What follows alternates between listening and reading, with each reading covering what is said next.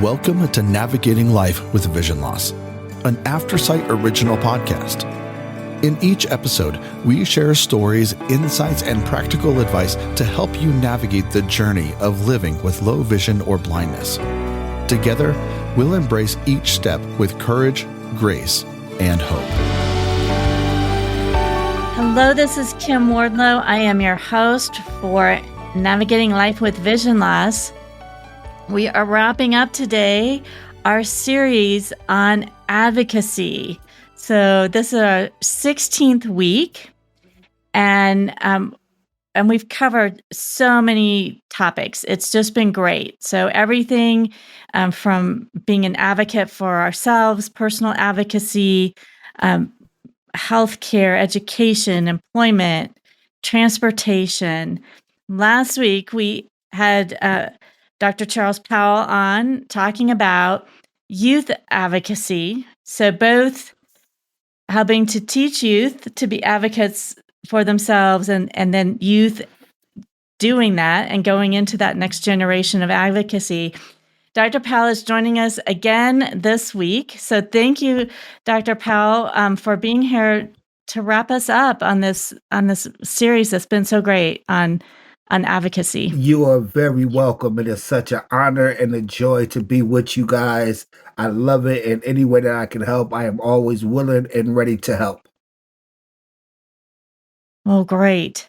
Well, this episode we'll talk about where we are now, and then maybe what policies, cultural shifts, systemic changes, what things are needed to be able to shift us from where we are now in terms of advocacy to where we would like to be, and how the next generation of advocates can continue on. And we touched on that last week, but expanding on that. And then what organizations like Aftersight, individuals, our listeners can do to move advocacy forward. So, Dr. Powell, how do you see the state of advocacy today? I think we've made progress, but we're not where we would like to be. We have made so much progress with advocacy for the blind and sight impaired community. But again, like you said, we're not where we want to be, because I feel like we have the policies. We got the ADA, the Americans with Disabilities Act, the Individuals with Disabilities of Education Act. We got so many policies and laws out there to help us advocate and help us move forward, but they're not being enforced. I feel that the policies are there, the laws are there, but they're not doing nothing to enforce them. So I feel like where we are today is good by having it on paper and on document, but I think to move forward, we need to start enforcing those laws as well as those policies. And do you see that as true for not only our physical spaces that we're in every day, whether that be work or schools, but our digital spaces as well? Definitely. I think it should be enforced on all levels. Like, for instance, it's so many websites out there who know that they have to be compliant to the blind and sight impaired community, but just because they know, they don't do it. It's just like the restaurants with their menus. It's not good enough to have a menu in Braille or large print for one copy or don't update it. You got a continuous update. Like on the digital platforms, the website and technology, it's always updates. It's always advancing. So those who are making it compliant and accessible to us, they have to keep up with those updates. Just because you can say, okay, we have a Braille menu, but that Braille menu is going back to what you served 10 years ago. It's just like that with technology.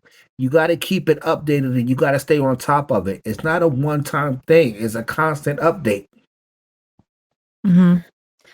Well, and sometimes updates to various systems and apps actually cause problems to the accessibility that was there. Yes, it do. And my thing, that's a personal tip on my behalf. Like all of us, we use a lot of eye products and a lot of things. that's help us in technology. First and foremost, you don't want to jump out there and get the update as soon as it come out, because guaranteed, if version 15.1 is out, it's going to have bugs, and then version 15.2 is going to correct those bugs.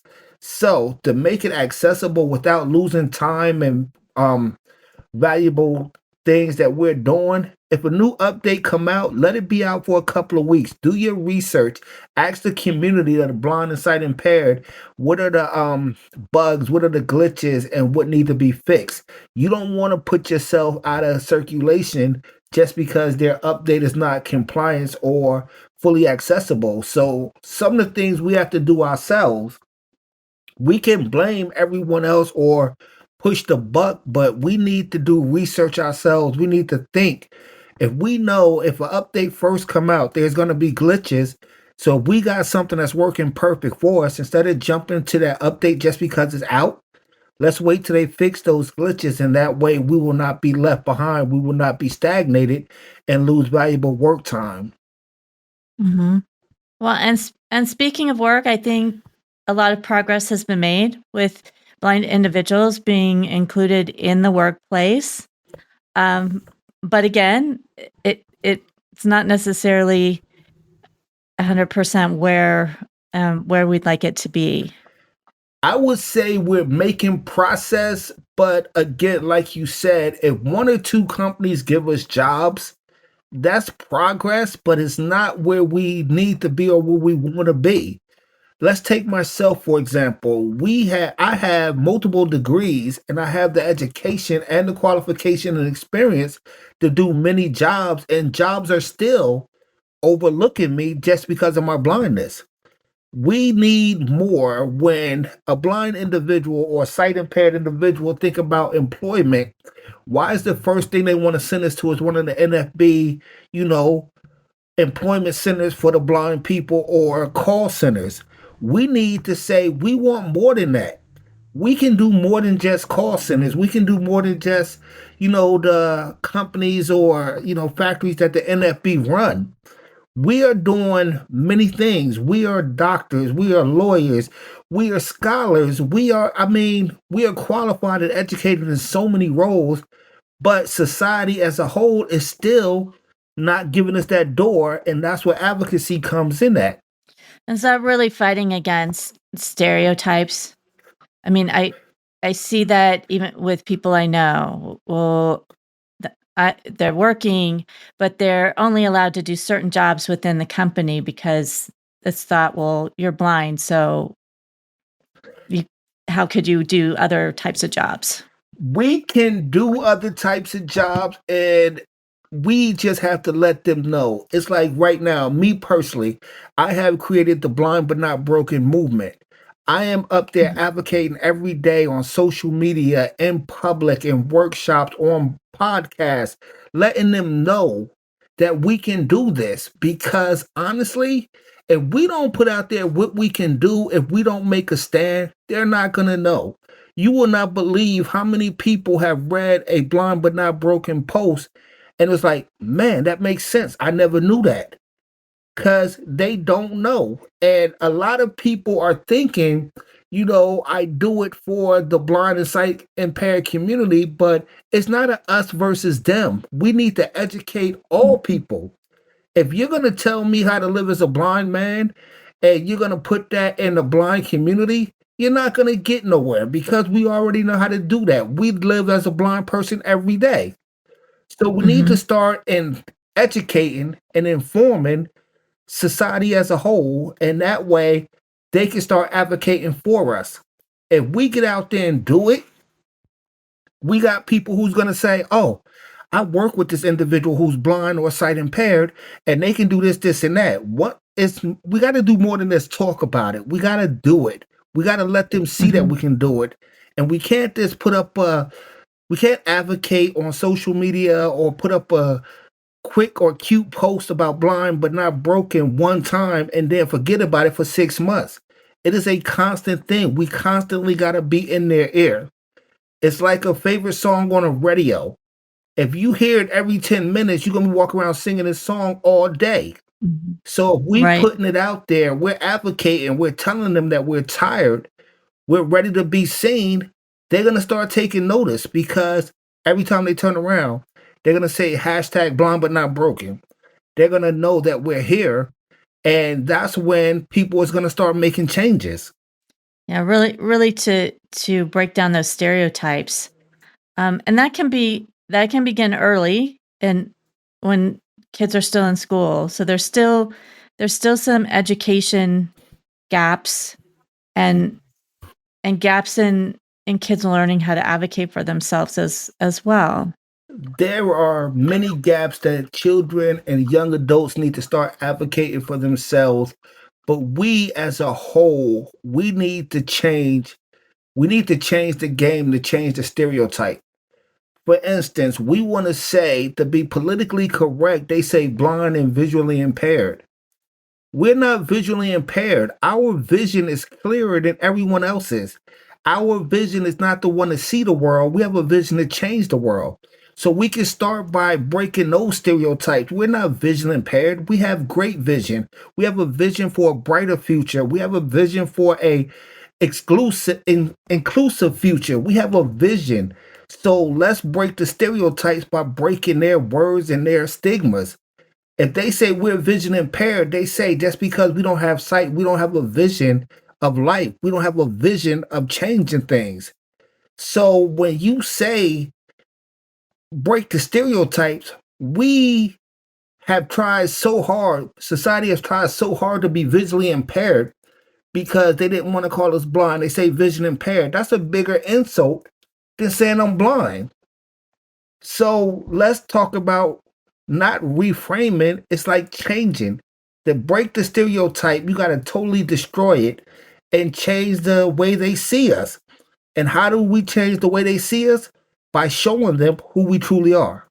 Well, and can you speak a bit to blind individuals being in positions of leadership and power? Because I think, we look around us to people as role models, and so if there aren't blind people in leadership roles, and of course there have been, but not in great numbers necessarily. But can you speak to that and trying to have better representation in leadership? Yes, we need to stop overlooking each other. We say society overlooks us, but we overlook each other. We have powerful organizations like the NFB and the AFB, and their stigmas are they're not putting us out there. They are so much, if we put out there who we are, and what we do. First and foremost, to be in the public place, to change policy, to make policy, to change the law and make the law, you first got to have the education. You can't read a book and they're going to take you serious. Society already got a strike against us that we're blind and sight impaired. So we need those degrees. We need that formal education. So the first thing we need to do is let the younger generation know that college is not impossible. College is not far off. It's not an unreachable goal. We got so many individuals out there who are coming out of high school who don't think college is a viable avenue or resource for them because they don't know that they can get in there, they can get the accessible books, they can get you know accommodations to get those degrees. The majority of the blind students that come out of high school right now, we don't push them to go into college. And that's a fault on all of us, not only the parents, but it's the blind and sight impaired community. We don't let them know that, it's possible to do that. When I spoke to an individual, my nephew, he is sight impaired. He's not totally blind, but he has a lot of restrictions. And when he was thinking Mhm. about college, the first thing he was like, it's going to be hard because of this or because of that. And I'm like, no, it's not. They're disability counselors, they're disability representatives at every college in this country. Make them do their job. So when you want to put us as role models, we need to step up. Let's not say, I got mine and I'm going to keep it quiet. No, I'm going to let them know that being blind, we can make a difference. Education makes a difference. What else needs to change to be able to advance advocacy, to be able to advance the role of blind and low vision individuals with low sight, impaired sight, to be able to be more seen and a larger part of the community? Get out there and do it. That's the biggest thing. We are quick when something or someone make a comment about the blind and sight impaired community. We are quick to jump on them and say, oh, they're wrong, they're this, they're that, or they shouldn't talk about us like that. But we're steady sitting at home. They're screaming it to each other. We're posting on Facebook about everything that they say about us or everything that, we can't do or everything they won't let us do. Let's start posting everything we can do. Let's go out into society and the public and, let them see what we're doing. Like you guys at Navigating Life with Blindness. You guys are putting stories out there that's letting people see. They're letting people hear our community. We need more things like that. The blind chick, her episodes is bringing awareness to the people.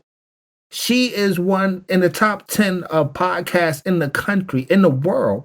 And she's bringing stories that, people don't know about us. People don't hear about us. If we do something, I'm in a small town in West Virginia. People would have never heard my story if it wasn't for your producer, Jonathan Price, you, Kim, the blind chick, Penn and Street. Now my story is out there. We need to get more people doing more things. If you're in the blind and sight impaired community, don't stop in your community. Take it viral. We live in a digital world. We got the tools to put it out there and to advocate not only in our community, but we can go nationwide. Let's start making people do what they're supposed to do. I read on social media somewhere there's a young man in college. His professor said something to him that was totally, not only it was wrong, it was disrespectful, it was illegal. And what did he do? I think he dropped the class. No, don't let them win by just submitting and dropping the class. If you don't know how to fight that or you don't know how to advocate with that, reach out to someone who know. Reach out to someone who know the law. If nothing else, reach out to me in Divine Visions. We will stand for you. And it's not about the money. It's about making these people do what they're supposed to do. The policy is there. If they don't care because no one is enforcing it. That teacher, honestly, I sent that young man, I commented on his post. I sent him social Facebook messages. He never got back to me, but he dropped the course. That's letting them win. That's too bad. Well, as you mentioned, the policy does exist, but how can we hold people accountable? Because if that's not being enforced, how can we get stronger accountability in those areas? When it happened, address it then. If you don't know the policy exists or you don't know what your rights are as a blind or sighted impaired person, if you don't know the ADA laws or the Individuals with Disabilities Education Act, if you don't know that, you will never know when they're being violated. It's just like so many people did not know that restaurants are required to have a braille and a large print menu. When I said that, so many people had no idea that they had to. And they said, well, Charles, if they don't have one, what can we do? Send an email to corporate. Matter of fact, if you don't know how to word it or you don't feel you're strong enough or you don't feel like you can address it, send me an email with the restaurant's name and I will go at it. It's time to stop letting people that's walk all over the ADA laws or the Individuals with Education Act. It's time to stop letting them break the policy and get away with it. Prime example, if a criminal knows stealing is illegal, But every time they steal, they don't get locked up and no one do nothing about it. They're gonna keep stealing. So what Mhm. makes it what good do the law do? We have to start holding these people accountable and stop saying that, oh, they're not gonna change it. My voice is not gonna do nothing. If you speak loud enough or yell loud enough, people is gonna listen. You know how many people out there will use social media for mundane and just entertainment purposes? Every time somebody do a Taylor Swift video, they want to put it on Facebook and they go viral. Well, when a Mhm. restaurant, Or what they're having for dinner, or excuse yeah, me, lots of mundane things, yeah. a bunch of mundane things will go viral and they will stand up and sign petitions for it. But you don't see not one petition being sent around for, accessible this or that. They will sign a petition that, we can wear blue hats in church or whatever. Something that it's not going to make a difference nowhere. But if you want to take the fight to them, start taking this serious. And once we start talking and once we start advocating, it's more than that's the blind and sight impaired community. People, if you're listening and you're 100% sighted, 20/20 vision, you can join this fight. So many in the blind community want to make it about us and them. It's not choosing sighted or non-sighted. It's all of us. It's called equal rights. Think about it. Over 60 years ago, we had advocates like Martin Luther King, Malcolm X fighting for, racial equality. This is the same thing that's going on now. It wasn't blacks against whites. It was just a human thing. And that's the Mhm. same thing with the sighted and the unsighted. We're not asking, to be better than y'all. We're not asking to be excluded. We don't want our own little world. We want to exist in a world that is here. We just want to be equal. Well, and that speaks just to so many things, to be able to have equity, and that it's not a competition between sighted people and blind people, but for all of us to work together, because these things actually benefit everyone.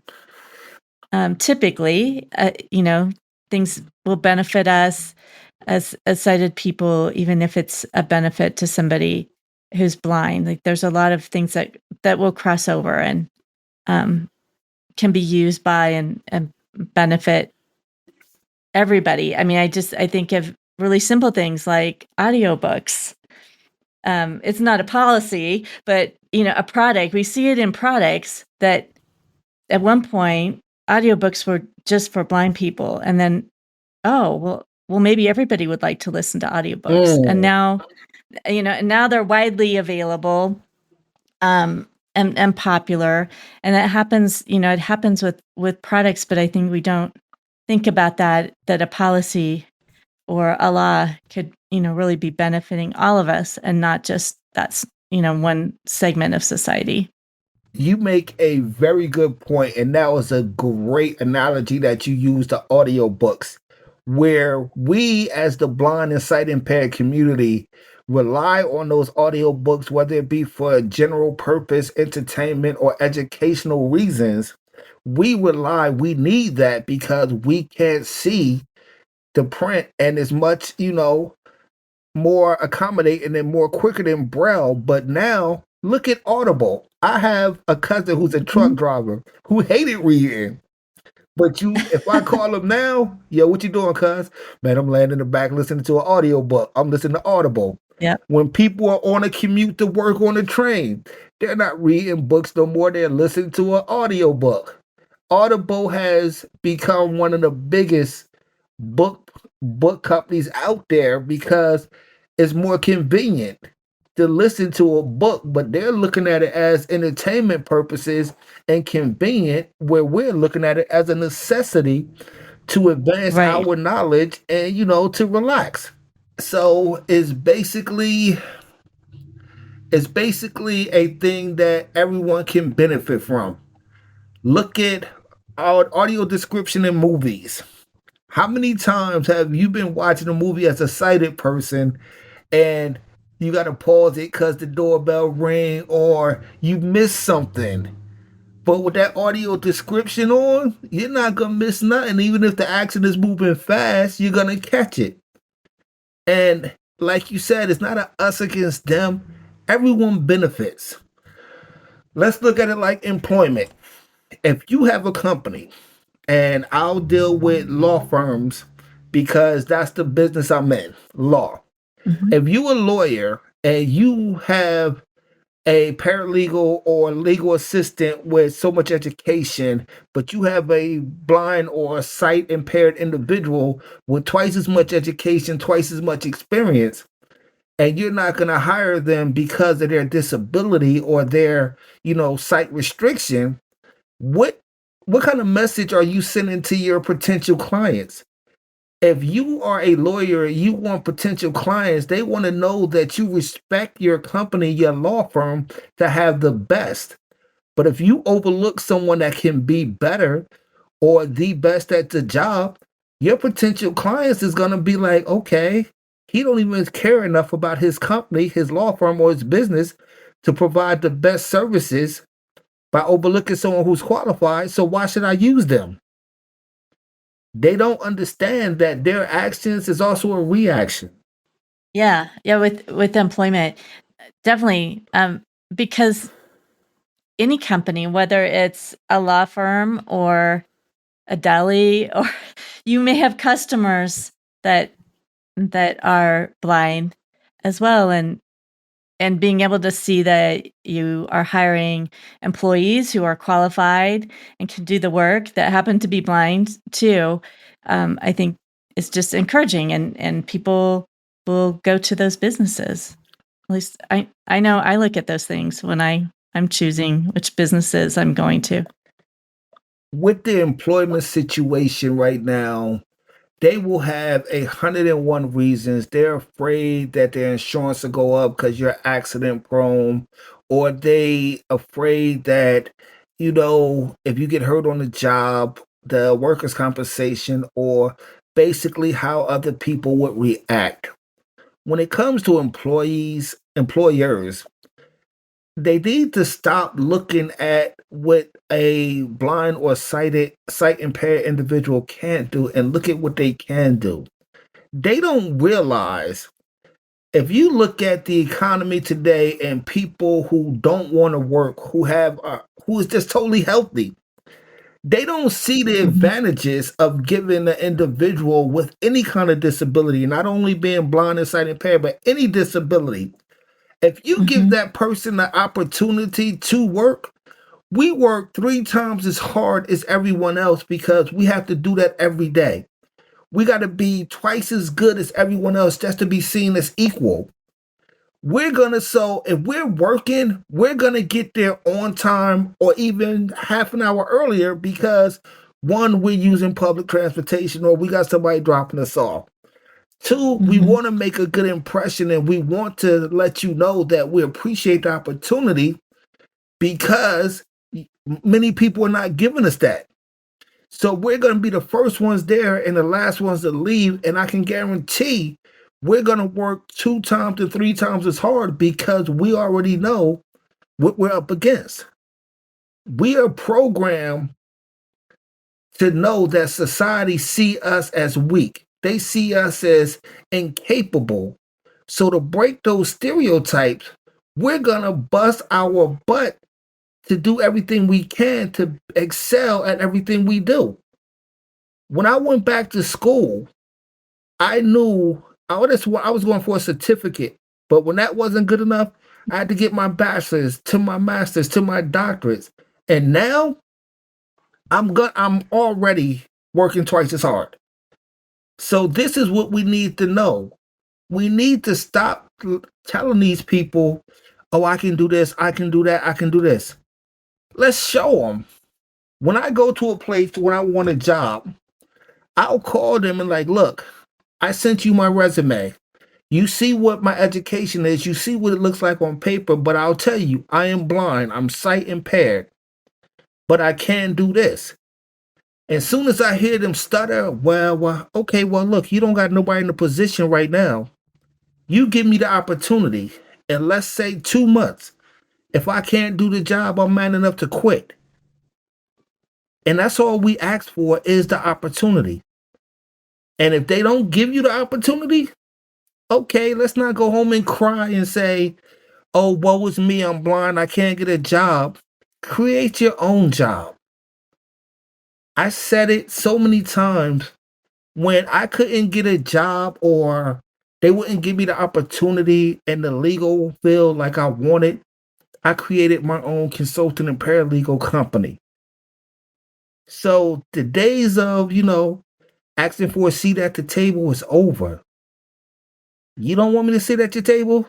I'll build my own table and invite others to sit with me. That's a great analogy. And you do see that I not only with people who are blind or have vision impairment, but other disabilities as well, where there is discrimination.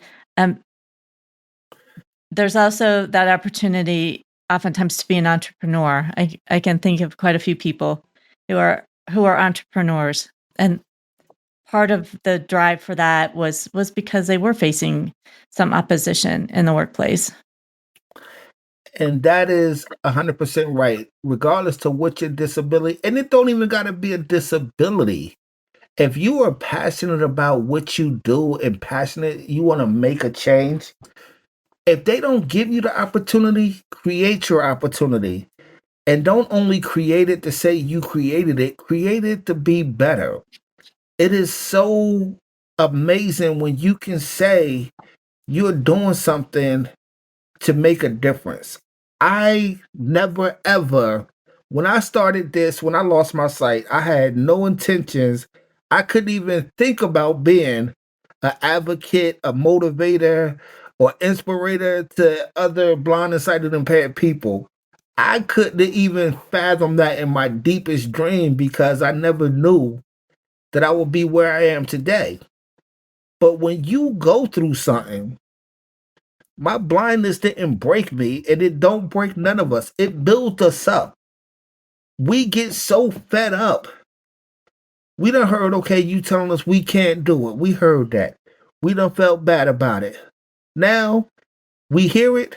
We still feel bad, but we're gonna go out and do it. That's because you said we couldn't. So it's time to show people.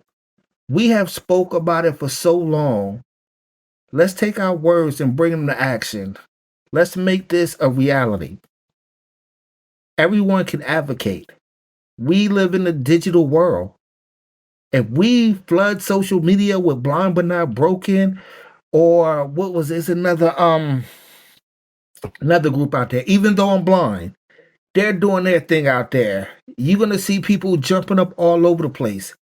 So let's just make it happen. Let's come together. If we're doing something, you guys at Navigating Life with Blindness, you guys are putting a message out there. Everybody get behind that. When I get off of here, every time I'm on social media, if I put up a blind but not broken, I'm going to let them know Navigating Life Without Blindness. My sighted friends, oh, I need a good podcast to listen to. Hey, have you ever heard of The Blind Chick? Why wouldn't I listen to that? That's for blind people. No, it's not. It represents blind people, but it's not for blind people. Have you ever heard of Navigating Life with Blindness? Why would I listen to that podcast? It's for blind people. No, it's not. Give it a listen. Now I got my cousin, my aunt, my uncle, my friends talk about, yo, I caught that episode on Navigating Life with Blindness. Or I caught the episode with Penn and Moses, and yo, they had the chef from this on there. We need to start promoting ourselves and each other. That's a part of advocacy. Your episodes, this episode, 16 episodes are about advocacy. But each episode you guys put out is also about advocacy and educating and informing the world. So I'm not just going to put, this episode up in social media and the blind groups. I'm going to let everyone know about it, because the more people who learn about us and what we're doing, they're going to spread the word to their friends. And that way, people are going to start seeing us different. And then those stereotypes can be broken. I think we're in such an interesting time right now, and there's many, many challenges. But I think within those challenges, there's are also many opportunities as we look toward the future. I know we don't exactly have a crystal ball, but what do you see as you look towards the future, as you look towards things in another 5 or 10 years in terms of advocacy and blind individuals advocating for themselves and coming into leadership and taking a larger role? I see the next generation 5, 10, 20 years ahead of our time. They're going to be so much closer and so much further along than what we are today, because every day we have a different individual putting up and breaking down the stereotypes. We have a sight impaired individual winning like Top Chef, I think it was. We Mhm. have Yeah. myself going for different degrees. We have another blind individual who reached out to me. He's about to receive his doctorate degree in medicine. We have another individual who's getting their master's in, electronics. They're doing so many things right now. And the advice that I give them or I tell them, let the world see what you're doing. Let the next generation know that it's possible. So with more individuals who is blind or sight impaired going out there, breaking the stereotype, changing the stereotypes to a positive instead of a negative outlook, they're going to be so much further because they're not going to be afraid to take that chance. With my generation, I didn't have no one to look up to. When you thought about blindness, you thought about Stevie Wonder, Ray Charles, or Helen Keller. I can't sing or play the piano, so I wasn't going to strive for that. You were in trouble. I have not a singing voice, but right now, I'm looking at the next generation, my nephew. He like, oh, Uncle Boo did it and he's blind. He has an education. He's into law. They're not telling us to be, don't go work at a telemarketing or a call center. If you got to, you got to. But don't make that, don't accept that's the only thing that you can do. We have more people coming out that's in the blind community that's letting it be known that we can do this. And you know what? As long as we're advocating, I know we talked about youth advocacy. We talked about, teaching them how to advocate for themselves. While you guys are out there learning or getting used to it, trust and believe I'm gonna be out here advocating and fighting for you. So you know what? I want to pass the torch one day and be like, listen, it's your turn. It's your season. So I think it's more that we who are in the spotlight or in the limelight now who is doing it, instead of just telling the younger generation, we need to open ourselves up and let them know you can reach out to us. Anybody can email me. My email address, drcharleswpowell@gmail.com. If you younger, older, whatever, you need advocacy, you just need someone to talk to about, the opportunities. Reach out. And I think more of us got to do that. We got to say, I'm just not on this podcast or not on a blind chick telling my story, and then that's it. I want you guys to know that I am here. I am a resource. It's hard. If you're going through college and you having problems with professors, I had a nightmare professor who didn't want to listen. But guess what? He listened, and now the school changed that policy because I made a big deal about it. It was like, I don't know if I shared this with you guys before. I had one when I was going for my doctorates. I had one professor.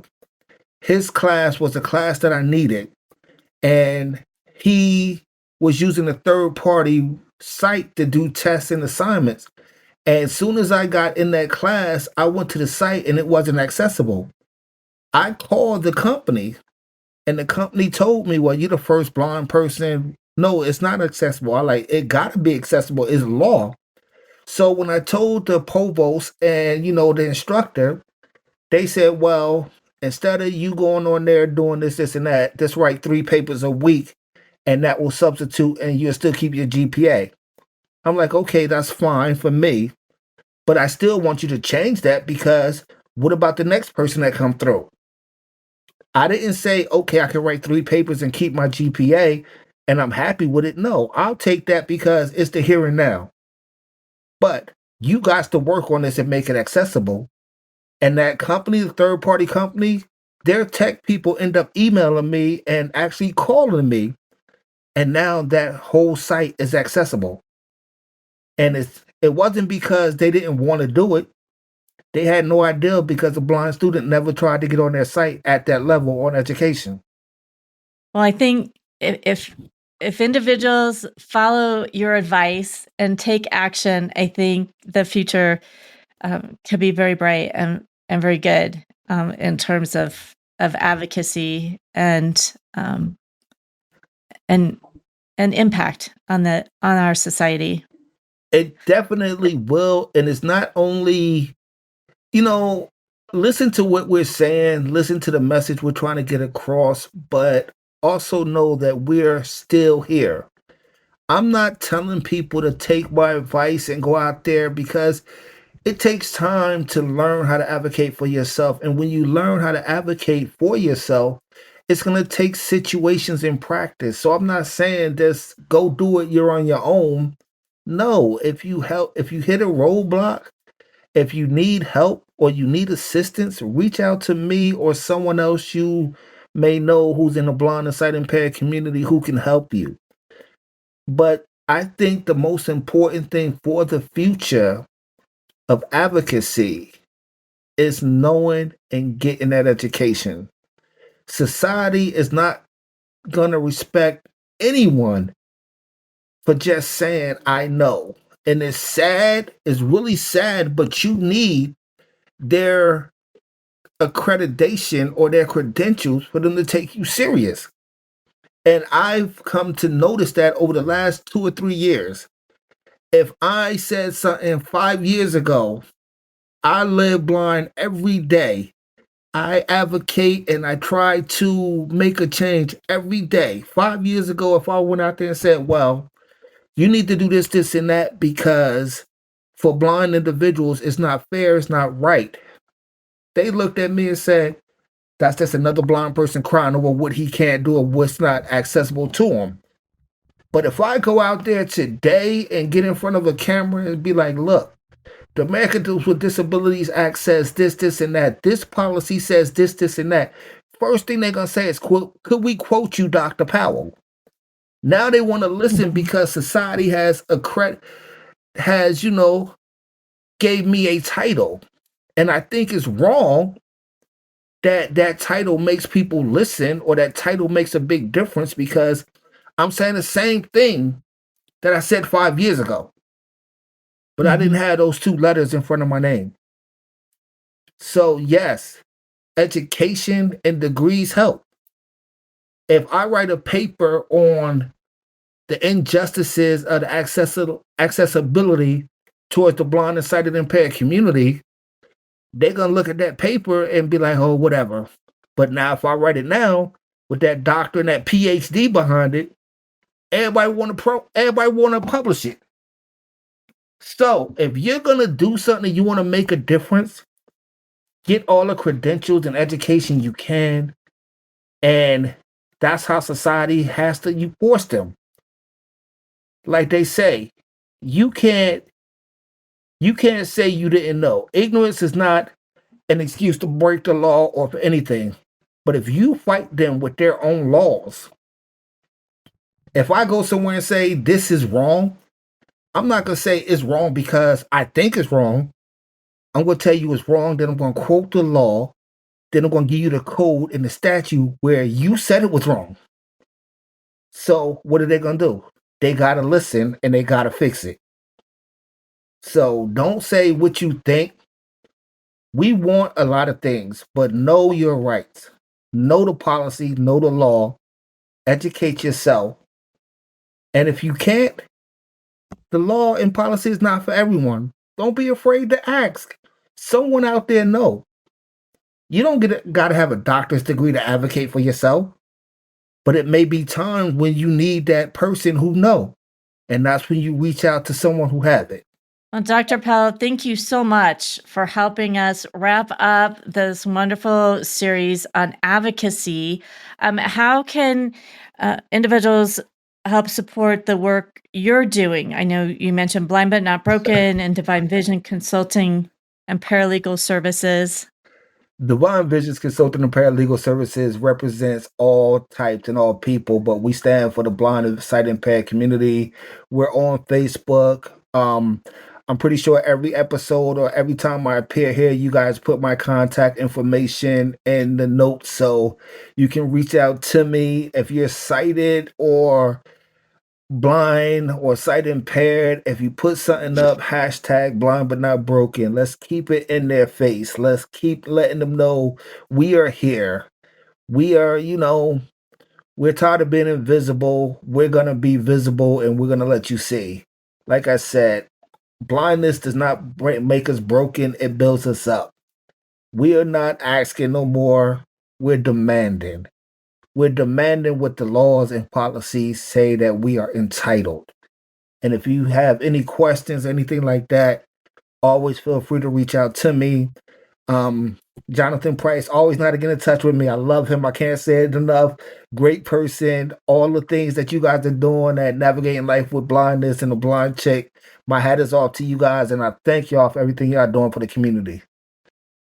Well, thank you. And we will definitely put your contact info in the show notes. To those listening, definitely check out the Blind Chick. It's very fun. Blind Sight is our podcast related to mental health and wellness, and Blind Level Tech is all things technology, advocacy related and otherwise. So definitely check those out. This may be the end of our advocacy series, but advocacy itself doesn't end here. Go out and advocate for yourself, for your community, for others maybe who are not able to advocate as well for themselves. So we just encourage you, as Dr. Powell said, don't just talk about it, but go out and do it and spark some change. So we hope that this series and all the different types of advocacy and Dr. Charles Powell's comments have really inspired you and will help you to navigate your life with vision loss.